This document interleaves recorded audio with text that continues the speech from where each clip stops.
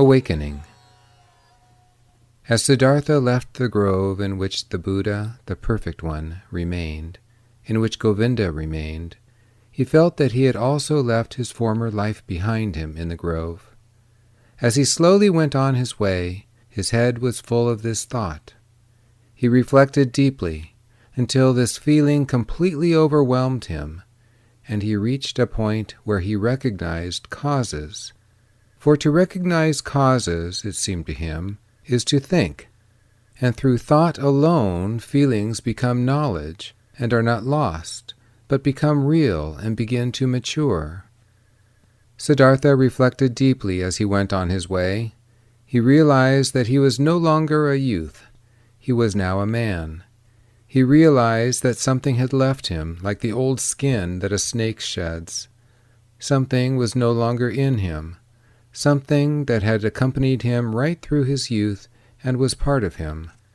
This was the desire to have teachers and to listen to their teachings.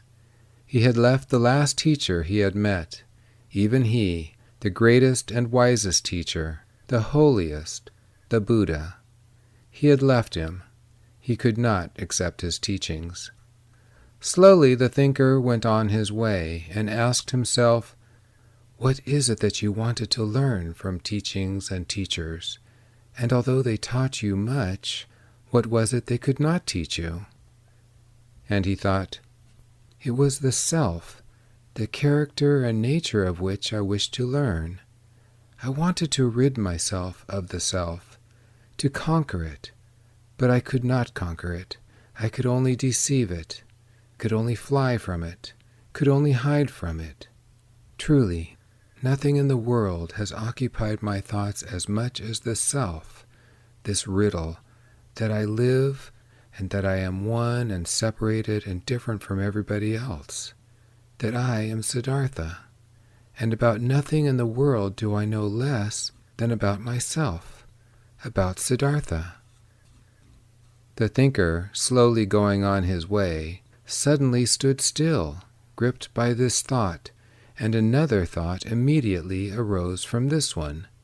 It was, "The reason why I do not know anything about myself, the reason why Siddhartha has remained alien and unknown to myself is due to one thing, to one single thing. I was afraid of myself. I was fleeing from myself.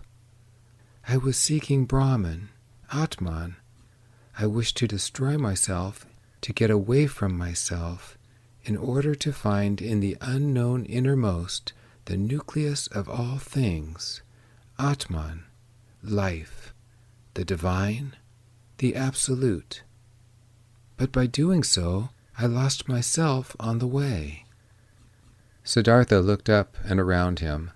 A smile crept over his face, and a strong feeling of awakening from a long dream spread right through his being.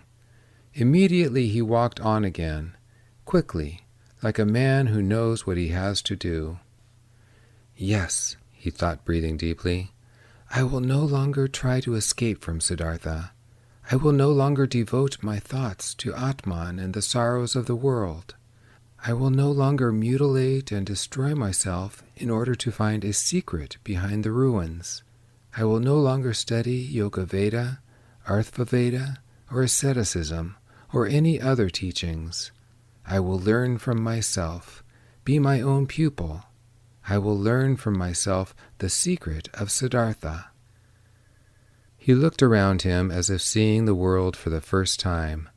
The world was beautiful, strange and mysterious.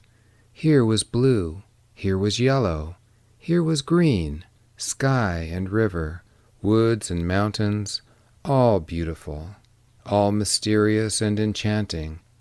And in the midst of it, he, Siddhartha, the awakened one, on the way to himself. All this yellow and blue, river and wood, passed for the first time across Siddhartha's eyes. It was no longer the magic of Mara. It was no more the veil of Maya. It was no longer meaningless and the chance diversities of the appearances of the world, despised by deep-thinking Brahmins who scorned diversity, who sought unity.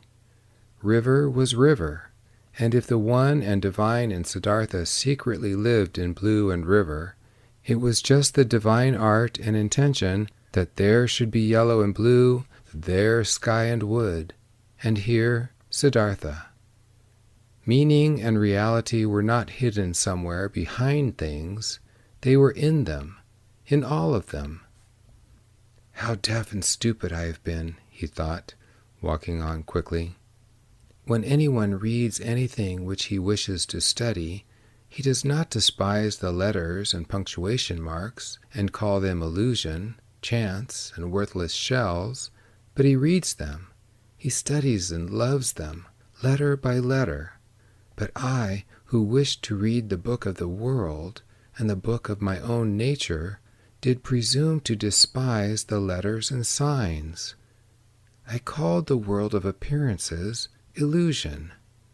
I called my eyes and tongue chance. Now it is over. I have awakened. I have indeed awakened and have only been born today. But as these thoughts passed through Siddhartha's mind, he suddenly stood still, as if a snake lay in his path. Then suddenly this also was clear to him. He who was in fact like one who had awakened or was newly born must begin his life completely afresh.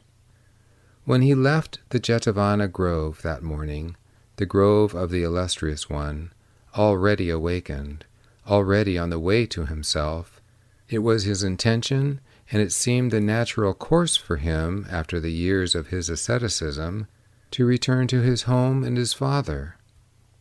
Now, however, in that moment as he stood still, as if a snake lay in his path, this thought also came to him. I am no longer what I was. I am no longer an ascetic, no longer a priest, no longer a Brahmin. What then shall I do at home with my father? Study? Offer sacrifices? Practice meditation? All this is over for me now. Siddhartha stood still, and for a moment an icy chill stole over him. He shivered inwardly like a small animal, like a bird or a hare, when he realized how alone he was. He had been homeless for years and had not felt like this. Now he did feel it. Previously, when in deepest meditation, he was still his father's son. He was a Brahmin of high standing, a religious man. Now he was only Siddhartha, the awakened, otherwise nothing else. He breathed in deeply, and for a moment he shuddered. Nobody was so alone as he. He was no nobleman belonging to any aristocracy, no artisan belonging to any guild and finding refuge in it, sharing its life and language. He was no Brahmin, sharing the life of the Brahmins, no ascetic belonging to the Samanas.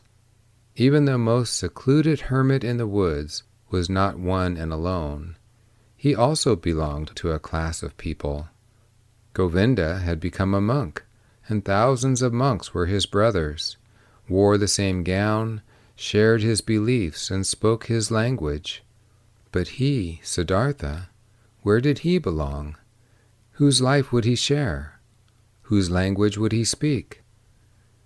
At that moment, when the world around him melted away, when he stood alone like a star in the heavens, he was overwhelmed by a feeling of icy despair. But he was more firmly himself than ever. That was the last shudder of his awakening, the last pains of birth. Immediately he moved on again and began to walk quickly and impatiently, no longer homewards, no longer to his father, no longer looking backwards.